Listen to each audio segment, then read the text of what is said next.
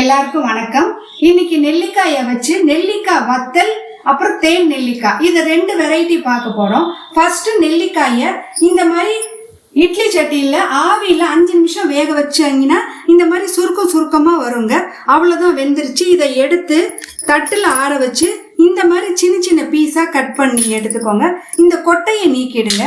இந்த கட் பண்ண பீஸை தட்டுல பரப்பி வச்சு வெயில்ல காய வச்சிங்கன்னா நெல்லிக்காய் வத்தல் ரெடி. நெல்லிக்காய் வத்தல் இங்க பாருங்க, இந்த மாதிரி நல்லா சருகா காஞ்சிருங்க. இது 1 இயருக்கு மேல கூட நீங்க ஸ்டோர் பண்ணி வச்சுக்கலாம். தினம் ஒரு 3 பீஸ் 4 பீஸ் வாயில போட்டு சூ பண்ணி சாப்பிட்டீங்கன்னா போதும். நெல்லிக்காயில் உள்ள சத்து அத்தனையும் உங்களுக்கு கிடைச்சிடும். இது நெல்லிக்காய் வத்தல்.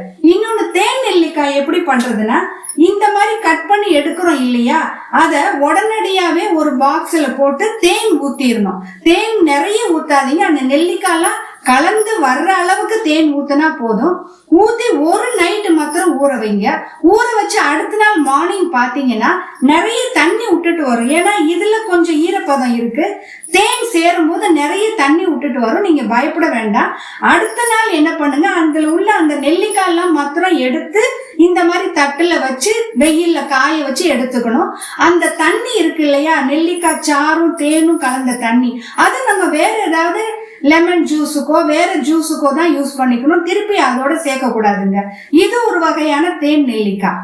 இன்னொரு வெரைட்டி நான் எப்படி பண்றேன்னா, இந்த மாதிரி கட் பண்ணது இருக்கு இல்லையா, இதை ஒரே ஒரு நாள் மாத்திரம் வெயில்ல காய வைக்கணும். லைட்டா அந்த ஈரப்பதம் போயிடும். அதுக்கப்புறம் அதை இந்த மாதிரி பாக்ஸ்ல போட்டு, இங்க பாருங்க, பாக்ஸ்ல போட்டு தண்ணி இது தேன் ஊத்தி வைக்கணுங்க.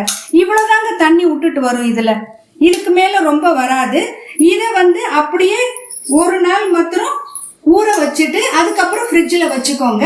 இது அப்படியே தினம் 2 பீஸ் எடுத்து சாப்பிடலாங்க. இது ஒரு வகையான தேன் நெல்லிக்காய். இது 2 மெத்தடும் ட்ரை பண்ணி பாருங்க, ரொம்ப நல்லா இருக்கும். ட்ரை பண்ணி பார்த்துட்டு எப்படின்னு சொல்லுங்க. நன்றி, வணக்கம்.